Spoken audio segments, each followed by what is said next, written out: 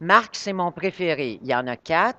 J'ai rien contre les autres. Marc est mon préféré. Luc, tout de suite après. Et puis ensuite, Jean et Matthieu. Mais ils sont bons aussi. Puis vous avez le droit d'avoir d'autres préférences que les miennes. Mais je dirais que l'évangile de Marc, ça me touche particulièrement. Bon, je reprends les deux blocs annoncés dans la publicité. D'abord pour son portrait de Jésus, hein, un Jésus très incarné, très humain. Quand on dit, mon Dieu, quelqu'un est donc humain, on veut dire il y a du cœur, il est sensible. C'est vrai, mais c'est pas dans ce sens-là que je veux l'utiliser, mais un Jésus coincé dans la condition humaine comme nous autres. Parce qu'être très humain, ben, c'est être coincé là-dedans. Hein. On n'a comme pas le choix. On n'est pas tout puissant, on ne peut pas tout faire. On ne contrôle pas grand-chose finalement. On fait ce qu'on peut avec ce qu'on a. Jésus, c'est pareil. Alors, c'est le Jésus humain incarné dans ce sens-là, coincé dans la condition humaine et qui n'a pas l'air de trouver que c'est une tragédie, c'est-à-dire qu'il consent volontiers. Pour un fils de Dieu, il faut le faire. Ça me parle. Ça, c'est bon, le premier point. L'autre point qui est annoncé, c'est quel visage de Dieu ça révèle? Bon, un Dieu vulnérable, c'est ça le titre. Hein? L'Évangile de Marc est le Dieu vulnérable. Ça me touche particulièrement. Je ne sais pas, est-ce qu'il y a des gens ici qui connaissent et qui aiment le théologien Maurice Zondel? Ouais. Il y a un groupe de Zondel à Chambly, hein? Je ne sais pas si vous êtes de Chambly. J'ai découvert ça la semaine passée, que vous existiez, vous autres. Ça m'a beaucoup impressionné. C'est un théologien très sensible à la fragilité de Dieu. C'est remarquable, surtout à son époque, particulièrement original, un pionnier, ce théologien suisse. Et moi, ça me touche particulièrement, cette image-là de Dieu. Ça ne m'empêche pas de dire le credo comme tout le monde, je crois en Dieu, le Père Tout-Puissant. Bon, mais j'ai une petite réserve mentale quand je le dis. Et je vous expliquerai un petit peu en quoi l'Évangile de Marc témoigne de ce Dieu-là. Je dirais aussi qu'il y a comme deux manières de venir ou de progresser dans un chemin de croyant chrétien, de croyante chrétienne. Il y a la manière classique qui est toujours bonne. Hein. On croit que Jésus, c'est le Fils de Dieu, que Dieu l'a ressuscité. Hein. On croit ça. Et donc, on accepte et on accueille ce qu'il a à dire sur Dieu, ce qu'il dit de Dieu dans sa manière d'agir, dans ses attitudes, dans ses paroles, tout ça. C'est la manière classique. On croit que Jésus est Fils de Dieu, donc ce qu'il dit doit être vrai. L'autre manière qui est plus récente et qui, à mon avis, va être celle de la nouvelle évangélisation et de l'avenir, c'est l'inverse. Et c'est devenu plus ma manière à moi d'être croyante. Elle n'est pas meilleure, elle est juste différente. C'est-à-dire, ce qui dit de Dieu et le visage de Dieu qui révèle, moi, ça me parle. Et pour avoir dit ça, il doit venir de Dieu. Alors, vous voyez, c'est un peu l'inverse. Le visage de Dieu que Jésus présente, particulièrement dans Marc, est un visage de Dieu qui, moi, pour le dire autrement, j'ai envie de croire à ce Dieu-là. J'ai envie que ce Dieu-là existe et qu'il soit comme ça. Et c'est tellement différent de notre imaginaire spontané sur la divinité, les dieux, si je prends l'Antiquité, et la divinité depuis des siècles, tellement différent que pour avoir dit quelque chose comme ça sur Dieu, il faut qu'il vienne de Dieu, ça ne se peut pas autrement. Vous voyez? Donc, je marche à l'envers. Je ne sais pas rien que là-dessus que je marche à l'envers, mais alors, c'est une manière de voir. C'est pas la meilleure, c'est pas la seule, mais bon, pour l'instant, en tout cas, c'est la mienne. Dans 10 ans, ce sera peut-être autre chose. Alors, donc, ces deux aspects de cet après-midi, l'Évangile de Marc, l'incarnation. Vous savez, il y a un exégète qui a dit, un spécialiste de Marc, qui a dit, au fond, l'Évangile de Marc, c'est une longue introduction au récit de la Passion. Alors, vous allez être servis. Les gens qui sont allés à l'Eucharistie ce matin, vous vous êtes fait servir la Passion de Marc au complet. Puis là, on va avoir le reste, c'est-à-dire la longue introduction au récit de la Passion. C'est un évangile qu'on ne traite jamais à Noël. Parce que, c'est bête à dire, il n'y a pas de récit d'enfance dans Marc. Hein. Ça commence, Jésus arrive, puis il va se faire baptiser par Jean. Il n'y a pas les bergers, Marie, les mages, tout ça, c'est dans Luc ou dans Matthieu. Il n'y en a pas. Et pourtant, à mon avis, c'est le meilleur évangile de Noël qui soit aussi. Pas juste le meilleur évangile de Pâques, mais si Noël, c'est la fête de l'incarnation, Jésus dans Marc, il est le plus incarné, c'est-à-dire vraiment investi dans la condition humaine. Ce que j'aimerais faire avec vous dans un premier temps, c'est un survol des points de Marc où on voit l'incarnation. Hein. Euh, Marc est un narrateur. Je ne vous parle pas du Jésus historique. Les évangélistes ne s'intéressent pas au Jésus historique. Hein. Ils font des catéchèses sur Jésus. Et pour eux, Jésus, c'est le Christ ou le Messie, c'est la même chose, et le Fils de Dieu. Et donc, chacun des évangélistes essaye de présenter ce Jésus qu'ils considèrent comme le Christ et le Fils de Dieu à sa manière. Alors, c'est donc au niveau de la catéchèse de l'Évangile de Marc que je vais me situer. Et donc, Marc comme narrateur, comme constructeur de récits. C'est à propos d'en parler parce que Marc a beaucoup plus de récits que de discours. C'est un évangile qui raconte. Il y a très peu de discours. Les gens qui n'aiment pas les discours, là, lisez Marc, c'est parfait pour vous. Alors, il met plein de détails. Et l'outil d'un narrateur qui raconte, c'est les détails. Hein. Comment il fait, comment ça se fait que le récit du même événement chez un tel ou raconté par un tel est ennuyant, puis raconté par un autre, il est intéressant. C'est les détails qui font la différence. Alors, je suis contrairement à beaucoup de gens opposé à l'idée que les détails, c'est pas important, c'est rien que des détails. Tout est dans les détails. Je considère que tout est dans les détails. Et ce que je vais essayer de faire, c'est vous montrer ces détails-là. C'est un petit peu comme, je ne sais pas, les dessins en numéros, c'est d'une autre génération, là, mais vous avez peut-être connu ça. Tu regardes une feuille, puis il y a les 20 chiffres, là, de 1 à 20, puis ça ressemble à rien tout. Tu prends ton crayon, puis tu traces de 1 à 2, puis de 2 à 3, et quand tu as fini, il y a une cohérence qui émerge. C'est ça qu'on va faire cet après-midi. Aller chercher plein de détails et essayer de voir s'il y a une cohérence qui émerge. Alors, les détails, ils sont là réellement. C'est pas subjectif, là, c'est objectif. C'est des détails objectifs qui sont réellement dans le texte. Je ne vais pas en inventer pour vous convaincre. Ça, c'est objectif. Ce qui est subjectif, ce qui est ma subjectivité, c'est que je les cherche, ces détails-là, puis je les trouve et je les trouve importants. Vous voyez? Et même, je pense que Marc les a mis exprès. Un peu comme s'il avait mis ces numéros en souhaitant qu'on fasse le tracé. Alors, je vous préviens, je vais vous parler de détails pendant au moins 3/4 d'heure, en tout cas une demi-heure, disons, pour le premier bout. Donc, un premier bloc de détails, les émotions. Jésus a des émotions. Bon, on en a en mémoire, là, hein, je vous demanderais, puis probablement, si je vous laissais assez de temps, plusieurs qui se diraient au moins, en tout cas, il pleure quand Lazare est mort. Dans Jean, chapitre 11, il y a une belle émotion, là, ça nous parle. Ça vient nous chercher un peu. Donc, il y en a ailleurs. C'est quand même étonnant parce que dans la littérature de l'Antiquité, les émotions, c'est pas important. En tout cas, sauf dans les pièces de théâtre. Là, il y avait du théâtre, il y avait des poèmes, ça va.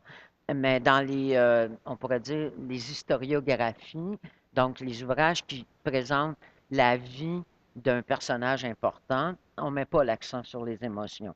On n'est pas au 19e puis au 20e siècle, puis au 21e comme nous autres, là, qu'on aime savoir ce que le personnage a dans la tête, puis qu'est-ce qu'il pense, puis comment il se sent. Ça, là, c'est absent de la littérature de l'Antiquité. Alors, c'est quand même déjà un petit peu surprenant qu'il y ait des émotions de Jésus dans les évangiles. Mais chez Marc, il y en a beaucoup plus qu'ailleurs. Alors, exemple, la guérison du lépreux, hein, au chapitre 1. On a eu ça il n'y a pas très longtemps, là, fin janvier, début février. Euh, Jésus voit le lépreux qui se jette à ses pieds et il est euh, traduit habituellement ému de compassion. C'est pas une bonne traduction. Hein. Il est pris aux entrailles. C'est le mot qui est là. Le mot grec qui est là, il est fait avec le nom grec qui désigne les intestins. Ça le prend aux tripes, on dirait en québécois.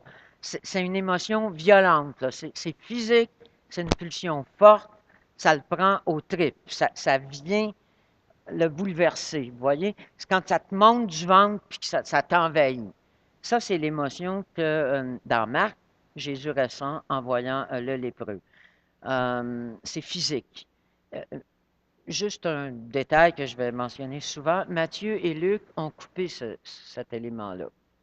Alors, pourquoi je dis Matthieu et Luc ont coupé, et ça va revenir souvent, c'est parce qu'on considère que l'évangile de Marc est écrit le premier et que les évangélistes Matthieu et Luc ont utilisé une version de l'évangile de Marc, peut-être une version antérieure à celle qu'on a, mais en tout cas assez complète, là.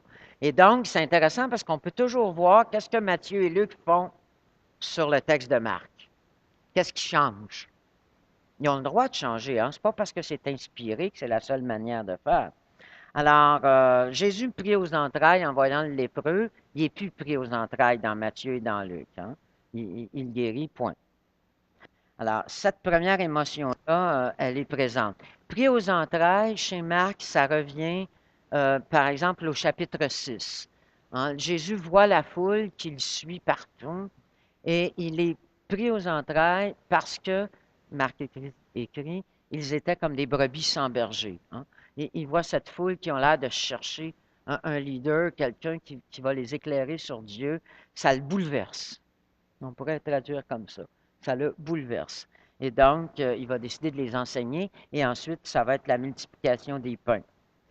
Même chose au chapitre 8 dans Marc, devant la foule encore, Jésus est pris aux entrailles.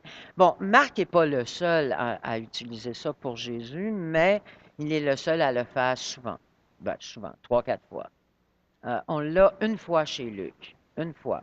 Et nulle part ailleurs, ni Matthieu, ni Jean. Une fois chez Luc, c'est le beau récit de la veuve de Naïm. Hein, donc, Luc au chapitre 7. Il est pris aux entrailles. Mais si vous voulez vous faire une idée du sens de l'expression dans le Nouveau Testament, chez Luc, on la trouve dans la parabole du bon Samaritain. Oui. Le Samaritain voit le blessé, ça le bouleverse. Il s'arrête et il l'aide. Hein. Et dans une autre parabole de Luc, au chapitre 15, le père qui voit son fils revenir, là, son fils poqué, là, parce qu'il a mené une vie tout croche puis qu'il crève de faim depuis on ne sait pas combien de temps, et il est bouleversé. C'est cette émotion-là. On la comprend pour le père, il faut la transférer sur Jésus, d'après Marc, qui n'a pas ces paraboles-là dans Marc, mais Jésus ressent ça. Autre émotion. Toujours dans le récit du lépreux, Jésus s'impatiente ou se met en colère, ça dépend des traductions. Il est comme pas content de la situation. Il dit, tiens, il y a des impatiences. Pas juste la colère des vendeurs chassés du temple, là, mais à d'autres fois, à d'autres moments, il s'impatiente ou il se met en colère. Chapitre 3 dans Marc, l'homme à la main paralysée. C'est le jour du sabbat, on est dans la synagogue, et Jésus dit aux pharisiens, est-ce qu'il est permis de faire le bien ou de faire le mal? Ça, c'est la version de Marc. Et personne ne répond, évidemment, parce qu'il les cogne avec une question comme ça. Et Marc écrit, et promenant sur eux un regard de colère, navré de leur endurcissement. Navré, bon, c'est pas du français courant pour nous autres, déçu, profondément déçu, hein, navré, désappointé, chagriné de leur endurcissement. Donc, encore une émotion. Encore là, Matthieu qui reprend ce récit-là va couper cette émotion-là. Ça n'y est pas dans Matthieu. Chapitre 9, le père de l'enfant épileptique hein, qui dit à Jésus, tes disciples, là, je leur ai demandé de guérir mon fils, mais ils n'ont pas pu, ça impatiente Jésus. C'est pas de la colère, mais génération mauvaise. Combien de temps je vais être pogné avec vous autres? Il ne dit pas en québécois, là. Mais ça ressemble à ça. Vous voyez? Dans Marc, il y a une sorte d'impatience. Les gens lui amènent des enfants au chapitre 10. Les disciples veulent empêcher les enfants. C'est dans Matthieu, Marc, Luc. Chez Marc, la manière dont c'est rédigé donne vraiment l'impression que Jésus est pas content, en colère, contre les disciples qui veulent empêcher les enfants d'approcher de lui. Chapitre 10 encore, le jeune homme riche. Je dis le jeune homme riche parce que vous le connaissez comme ça, mais juste dans Matthieu, qu'on dit jeune. Chez Marc et Luc, l'homme riche, qui veut savoir quoi faire pour avoir la vie éternelle. Puis Jésus répond avec les commandements, le décalogue quasiment. Et il dit, ouais, mais je fais ça depuis que je suis jeune. Et, ajoute Marc, qui est le seul à le faire, Jésus le regarda, comme si jusque-là, il ne l'avait pas vraiment vu, hein, le regarda et il l'aima. Ça nous arrive en une sorte de bouffée de sympathie tout d'un coup pour quelqu'un. On a ça ici, cette émotion-là, mentionnée dans le récit de Marc au chapitre 10. Bon, chasser les vendeurs du temple, ça va. Le récit de l'agonie, vous l'avez entendu ce matin. Enfin, peut-être. Des gens donc qui sont allés à la messe. Il commença à ressentir frayeur et angoisse. C'est beaucoup plus fort chez Marc que chez Matthieu et Luc. Et il leur dit aux disciples, mon âme est triste à en mourir. Ça aussi, c'est plus fort que chez Matthieu et Luc. Et le mot triste, je vérifiais dans le dictionnaire de grec du Nouveau Testament, c'est très triste. C'est-à-dire qu'il y a d'autres mots pour triste, moins triste, là. Vous voyez? Il y a très triste, c'est affligé, c'est accablé. Mon âme, là, est accablé de douleur. Et d'ailleurs, il va s'éloigner et il tombe. Hein. Chez Luc, il s'agenouille. C'est pas pareil, tomber à terre puis s'agenouiller. Hein. Pour vous et moi, en tout cas, c'est pas pareil. Il faut croire que, d'après Marc, pour Jésus non plus, c'est pas pareil. Il est comme abattu complètement, complètement désemparé, angoissé. Ce récit de l'agonie, en passant, qu'on trouve aussi de façon assez dure dans Matthieu et Luc, mais plus dur encore, plus dur au sens que ça reflète une expérience plus dure pour Jésus dans Marc. En passant, on est trop habitué, hein, c'est un récit scandaleux, ça. On est tellement habitué à ces récits-là qu'on ne se rend pas compte. C'est le récit du anti-héros, ça. Moi, quand j'étais petite, je lisais des histoires de saints, là.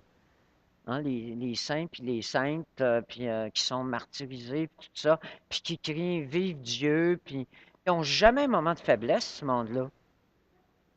Tu lis l'histoire de Jésus, puis là, il est complètement à terre, puis on ne sait pas comment il va continuer. On le sait parce qu'on connaît la fin de l'histoire, mais c'est une sorte de récit assez scandaleux, anti-héros pour les Juifs, ça ne fait pas Messie du tout.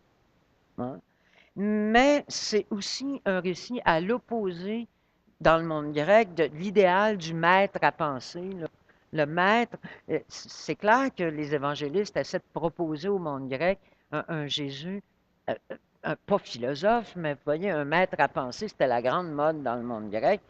Euh, Socrate, il l'a pris, hein, sa ciguë, là, son poison, puis il l'a bu comme ça, puis tout était correct, il savait que ça allait le tuer, puis bon, il n'était peut-être pas d'accord, mais en tout cas, il est en contrôle.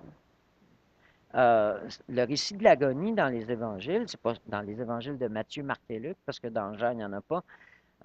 C'est pas ça. C'est un récit un peu anti-héros. Dans Jean, il n'y a pas de récit hein, de l'agonie. Je vous le signale. Euh, on a eu ce texte-là dimanche dernier pour, encore là, les gens qui sont allés à l'église dimanche dernier. C'est Jean 12, hein, au chapitre 27, où Jésus dit maintenant mon âme est troublée. Troublé, c'est quand même pas rien. C'est pas aussi fort qu'être très triste, mais il est désemparé. On pourrait traduire désemparé.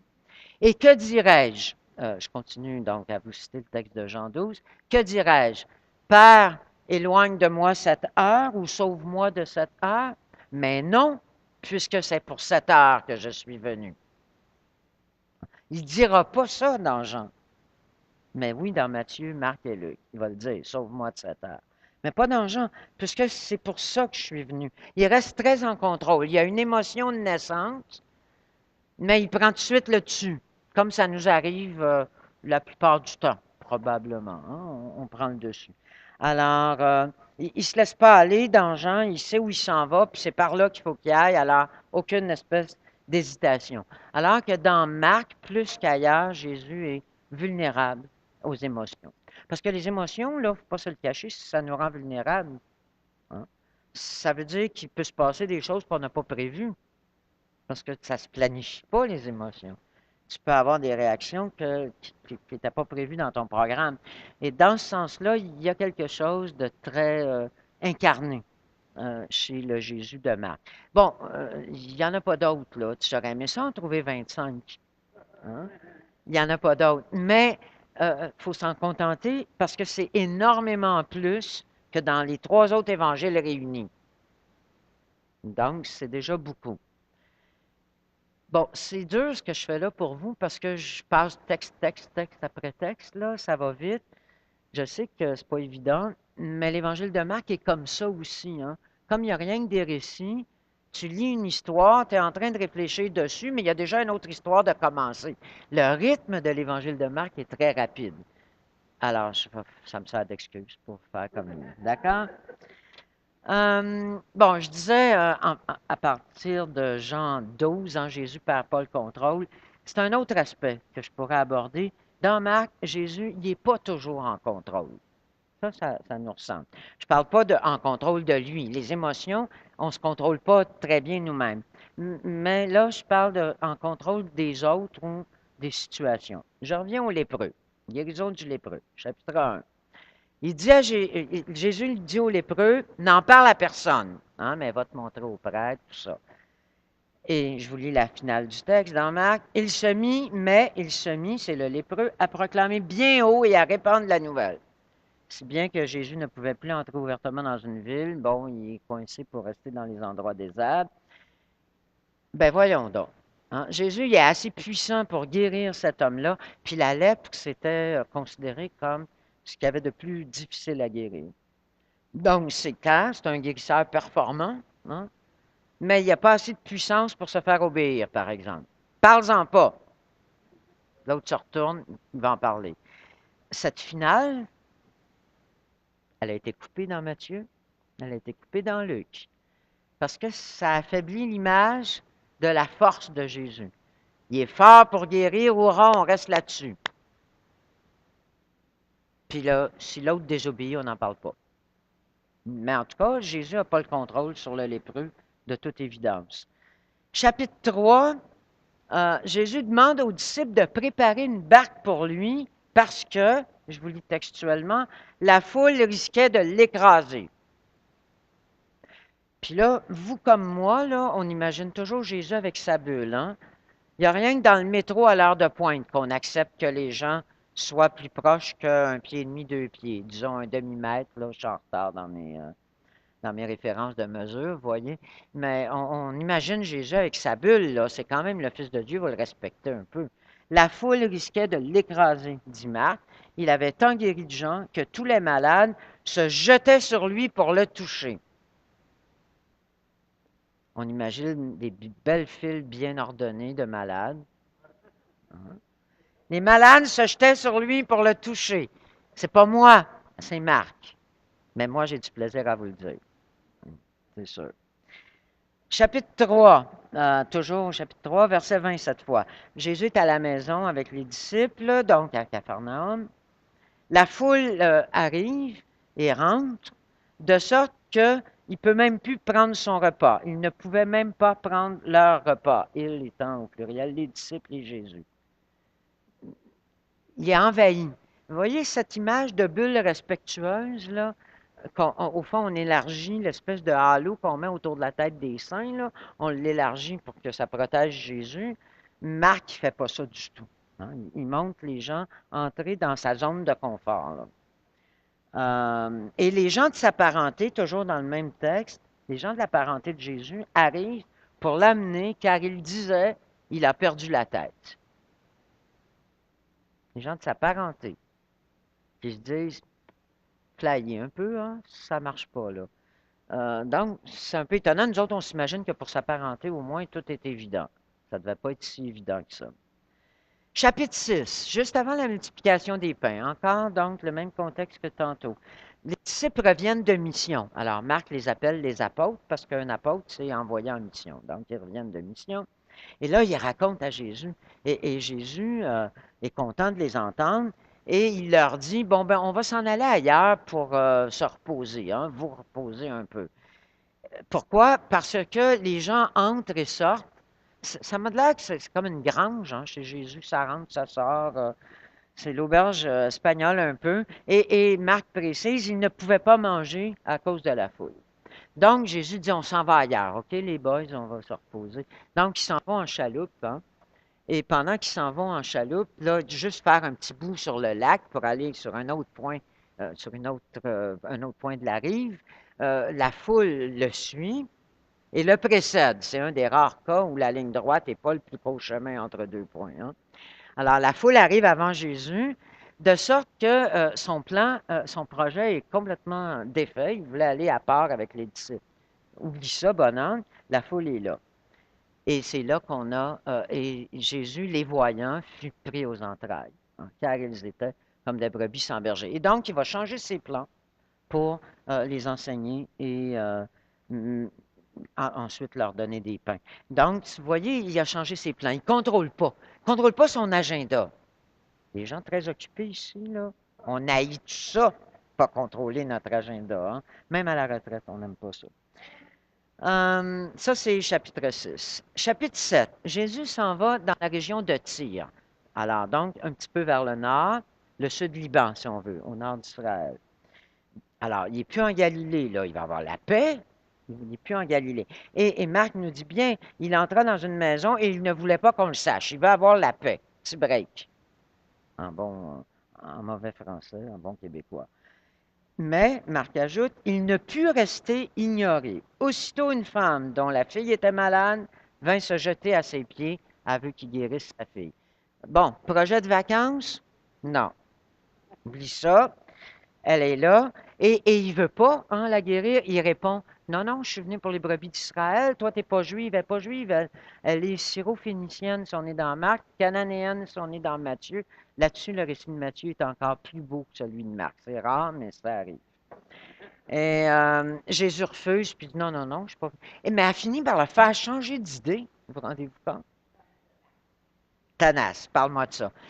Et on oublie toujours ça, hein, que une fois dans les 4 évangiles, quelqu'un a fait changer Jésus d'idée. Une fois. On l'oublie, c'est une femme. On ne sait même pas son nom. On l'oublie. Mais donc, c'est typique de Marc, ça aussi, sauf que c'est aussi dans Matthieu. Mais Matthieu, évidemment, ne dit pas qu'il allait là pour avoir la paix puis pour ne pas être dérangé. Ça, il l'a enlevé. Il a enlevé ce qu'il a pu. Voilà. L'exemple le plus fort de non-contrôle, c'est au chapitre 5.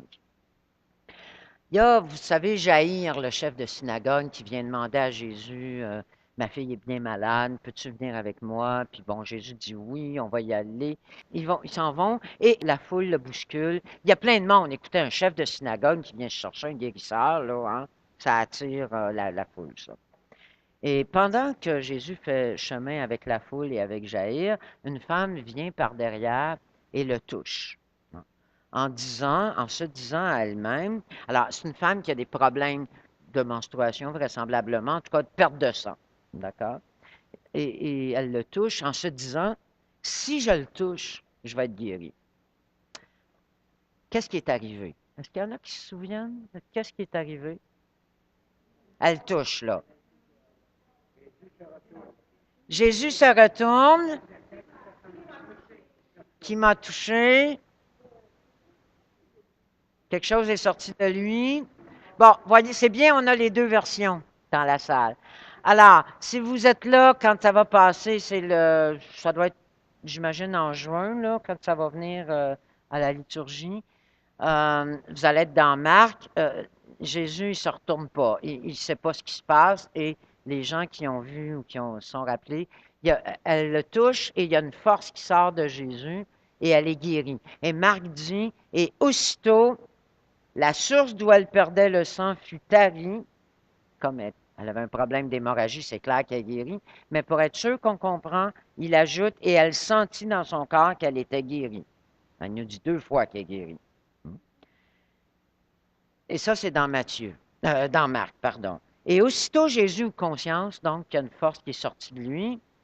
Donc, ça s'est passé sans sa permission, hein? Et évidemment, ça ne sera pas ça dans Matthieu. Dans Matthieu, c'est 3 versets. Hein. Dans Marc, 10. Ça vous donne une idée de ce que Matthieu a charcuté là-dedans?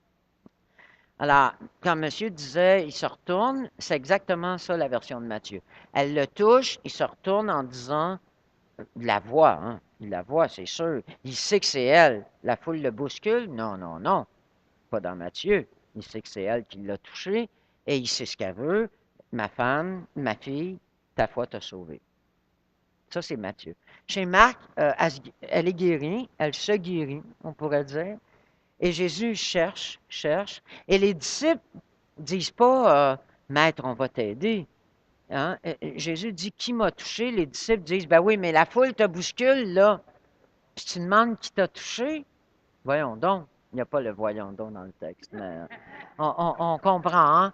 Hein? Jésus continue de chercher, il cherche, cherche, cherche, puis il ne la trouve pas, de sorte que c'est elle qui doit prendre l'initiative une deuxième fois, comme elle a fait au début, elle a pris l'initiative. Là, elle prend l'initiative de dire c'est moi, elle se jette à ses pieds. Et Jésus dit, c'est correct pour cette fois-ci, mais la prochaine fois, tu le demanderas. Non. Hein? Pas du tout. C'est correct, ta foi t'a sauvé. Il n'y a pas de problème avec ça. Il ne cherche pas à contrôler. Non seulement il ne contrôle pas très bien la situation, mais ça n'a pas l'air de l'énerver plus qu'il faut. C'est correct, tu as bien fait, ta foi t'a sauvé. Pas de problème avec ça. Alors, vous voyez comment c'est différent. Hein? De sorte que si on a tellement Jésus, Fils de Dieu, en tête, des choses qu'on ne remarque pas. Il faut comme mettre de côté pendant un petit temps Jésus, c'est le Fils de Dieu, pour voir dans Marc tous ces clins d'œil sur l'humanité réelle, concrète d'un Jésus qui ne contrôle pas tout, puis qui n'est pas tout obsédé par l'idée de tout contrôler. Puis si les gens ne lui obéissent pas, c'est pas grave. Bon, évidemment, quand tu ne contrôles pas tout, ça peut te rendre vulnérable. Hein? C'est un petit peu ça le problème.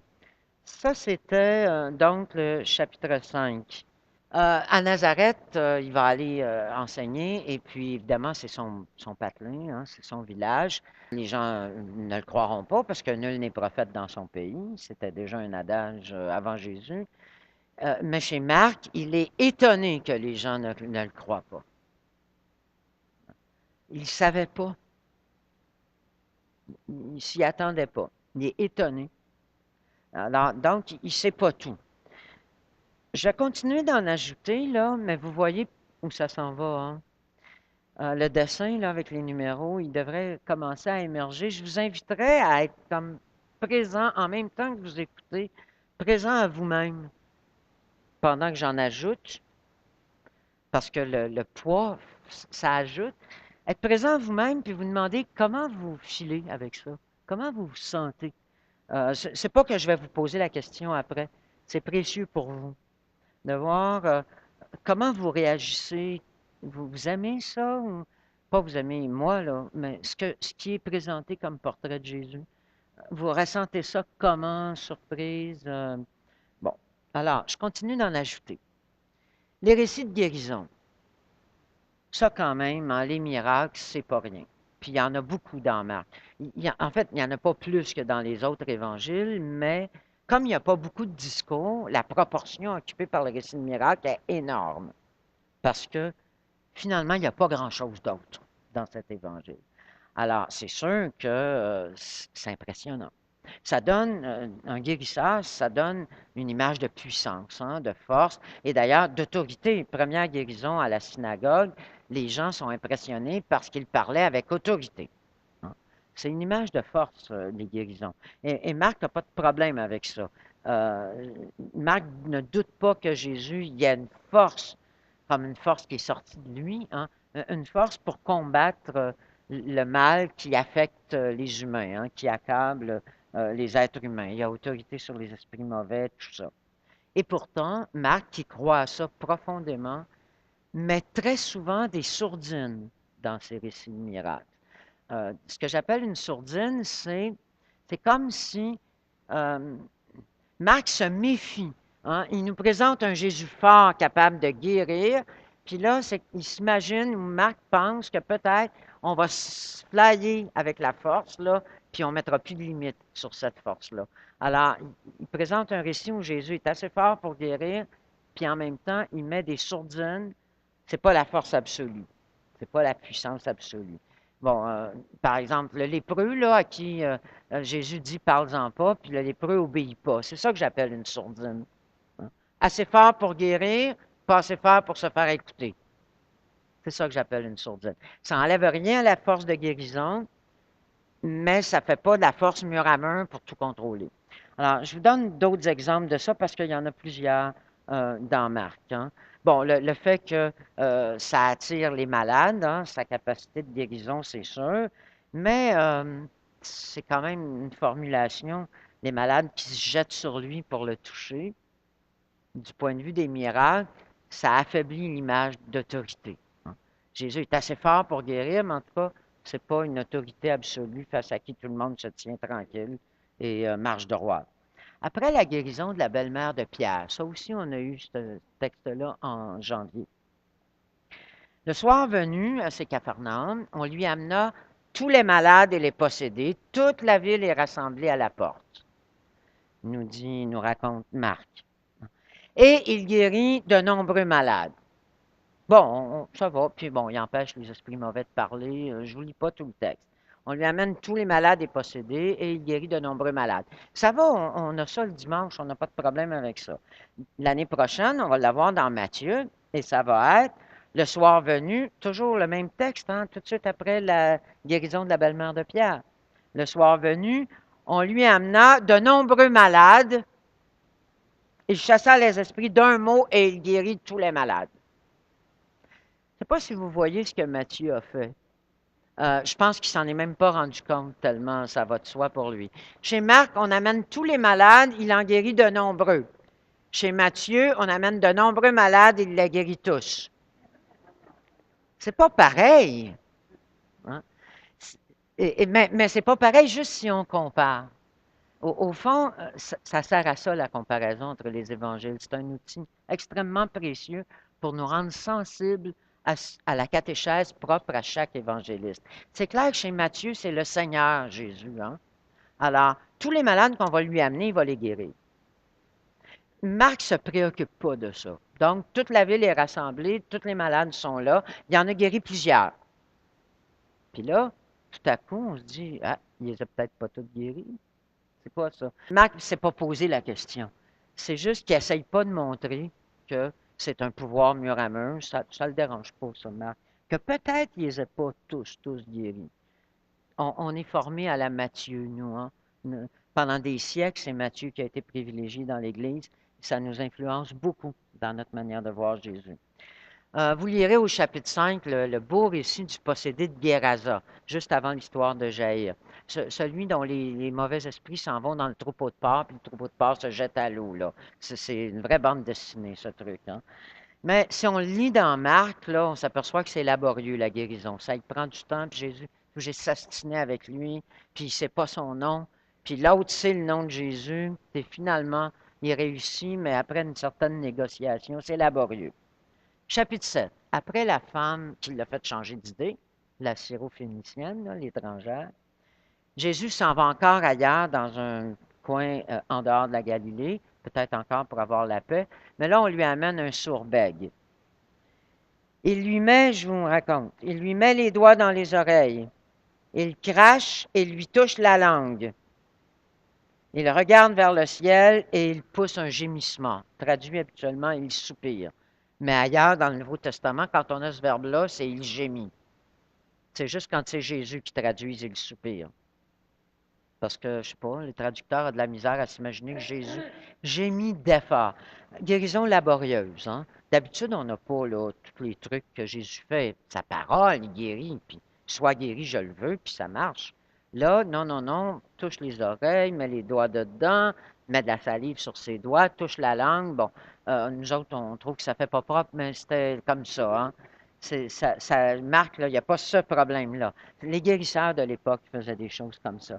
Mais donc, un récit de guérison laborieuse. Ça demande comme un effort. Il regarde au ciel, il gémit. Bon, mais ça marche, il l'a guéri. Et il dit aux gens, n'en parlez pas. Et, je vous lis la suite, Plus il leur demandait, plus il le proclamait. Alors, même problème qu'avec le lépreux. Hein. Il ne savait pas se faire écouter. Donc, je ne sais pas ce qu'il aurait fait dans une classe d'adolescents. Donc, c'est un récit où la guérison apparaît laborieuse. Vous apprendrai-je quelque chose en vous disant qu'il n'y a rien que Marc qui a ce récit-là? Hein, c'est sûr que Matthieu et Luc ne l'ont pas repris, puis qu'on trouve absolument rien d'équivalent dans Jean, ça, c'est certain. Une autre guérison apparemment laborieuse, l'aveugle de Bethsaïda. On est au chapitre 8. Alors, les gens lui amènent un aveugle. C'est le même schéma. Les gens lui avaient amené un sourd-bègue, il l'a conduit en dehors. Là, on lui amène un aveugle, il l'a conduit en dehors. Il met de la salive sur les yeux, il lui impose les mains et il lui demande, vois-tu? Puis là, dans un récit de miracle normal pour un vrai héros, la réponse serait oui, Seigneur. Le type, il répond, ben, je vois les gens, là, mais ils sont un peu comme des arbres, hein, sauf qu'ils marchent. Alors, c'est clair qu'il a déjà été voyant, puisqu'il sait à quoi ressemblent les arbres, puis que là, il est comme devenu très myope. Mais c'est mieux que d'être aveugle, je le sais, parce que j'ai été très myope, moi. Alors, Jésus recommence, puis il impose les mains encore, et puis là, vois-tu? Et cette fois, Marc dit bien, l'homme vit clair, il était guéri, et il voyait tout clairement. Il est obligé de se reprendre à 2 fois pour le guérir. C'est pas un récit que les gens connaissent, je ne sais pas vous autres, mais ce qui est sûr, c'est qu'il n'est pas dans la liturgie du dimanche. Pour la même raison, probablement que Matthieu et Luc ne l'ont pas repris. Ça ne fait pas très Seigneur d'avoir autant de misère à guérir quelqu'un. Vous voyez? Marc, ça ne le gêne pas. C'est pas parce que Marc, il se dit, ah, c'est une bonne histoire, ça, je vais la mettre dans mon évangile. C'est parce qu'il n'y a pas de problème à présenter un Jésus qui ne contrôle pas tout. Et même, au contraire, il devait être content de les avoir, ces récits-là, en se disant, si je montre trop que Jésus est puissant, les gens vont se mettre en orbite sur la toute-puissance. Donc, bravo, j'ai des récits où c'est pas si tout-puissant que ça. Parfait. C'est dans sa catéchèse, il est content de les mettre. Mais il est le seul des 4. Plus le lectionnaire, il est le seul des 5. Parce que, comme je vous dis, c'est pas non plus dans les évangiles du dimanche. Donc, Marc, c'est clair, il ne doute pas que Jésus a beaucoup de force pour combattre hein, le mal qui éprouve les gens. Mais sa christologie de l'incarnation, c'est pas parce que ça serait un auteur du 20e siècle qui tient à montrer l'humanité puis les états d'âme, pas du tout. C'est parce que Marc se méfie de l'image de toute puissance absolue que ça crée chez les chrétiens. Je vous rappelle que les évangiles sont écrits pour des chrétiens. Hein? Les évangiles sont écrits pour des gens qui savent déjà, qui croient déjà. Donc, la catéchèse de chaque évangéliste, c'est d'aider les chrétiens de sa communauté chrétienne à mieux croire. Et donc, chacun des 4 évangiles essaie de rectifier un peu l'image que ces chrétiens développent spontanément, comme vous, comme moi, on développe certaines images sur Jésus. Et l'Évangile, l'évangéliste, que ce soit Marc, Matthieu, Luc ou Jean, essaie de montrer sur quoi il serait mieux d'insister les gens, ils insistent pas assez là-dessus, ou les dérives que la foi en Jésus pourrait prendre. Chacun essaie de les corriger. Alors Marc, il essaie de corriger de toute évidence une sorte d'image de puissance absolue qu'on pourrait parachuter sur Jésus avec notre imaginaire. Il est chanceux, lui, il peut guérir tout le monde. Hein? Et que j'aimerais ça, moi. Donc, lui, il est tout puissant. Vous voyez, on projette. Au fond, lui, il n'est pas pris avec la condition humaine. Lui, il peut contrôler. Non, pour Marc, il faut insister sur cette limite de Jésus. C'est clair que pourtant, Marc croit bien que Jésus, c'est le Christ et le Fils de Dieu. Il n'y a aucun doute pour lui. Hein. On peut être le Messie. Christ et Messie, c'est la même chose. Ça va? Christ, c'est en grec, puis Messie, c'est pas en français, c'est en hébreu. Hein. Fait que vous parlez grec et hébreu. Hein. Peut-être que vous ne le saviez pas, mais c'est le cas. Alors, c'est le premier verset de l'Évangile de Marc. Évangile ou bonne nouvelle de Jésus, Christ, Messie, Fils de Dieu. C'est clair que Marc croit ça. Hein. Mais c'est comme si Marc disait à ses lecteurs chrétiens, Vous autres aussi, vous dites ça hein, de Jésus, c'est le Messie ou le Christ, c'est le Fils de Dieu. Pensez-y comme il faut quand vous dites ça, pour mettre la bonne signification en dessous des bons mots. Alors, comment il va faire pour ça? Il va attendre 8 chapitres. Marc a 16 chapitres. Ça veut dire 15 parce que 16, c'est le tombeau vide, là. Marc a 15 chapitres. Ça va prendre 8 chapitres avant que quelqu'un dise à Jésus, tu es le Christ. Hein, c'est Pierre, on est au chapitre 8, versets 27 à 30. 1. Jésus est le Christ. Mais personne ne le dit. Comme si Marc disait, bon, ben regardez tout ça avant de dire tu es le Christ, pour être sûr que vous mettez la bonne affaire sous le bon mot. Et ça va prendre 8 autres chapitres presque pour que quelqu'un dise de Jésus qu'il est le Fils de Dieu. Quand je dis quelqu'un, je veux dire du vrai monde, pas les voix du ciel, pas les esprits mauvais. Des gens comme vous et moi. Il n'y a personne dans Marc qui dit de Jésus qu'il est le Fils de Dieu. Hein. On n'est pas dans Matthieu, là, où Pierre dit tu es le Christ, le Fils de Dieu, là, le Fils de Dieu vivant. On n'est pas dans Matthieu, on est dans Marc. Et il n'y a personne qui dit de Jésus qu'il est le Fils de Dieu avant le centurion. Vous l'avez entendu ce matin pour certains d'entre vous. Et quand est-ce qu'il dit, le centurion? Quand il se rend compte que Jésus est mort. Oui, monsieur. Jésus est mort quand le centurion dit vraiment celui-ci était fils de Dieu. Ça en dit long sur qu'est-ce qu'on doit mettre sous fils de Dieu. Il faut qu'il soit mort. Si c'est un fils de Dieu invulnérable, c'est pas un fils de Dieu.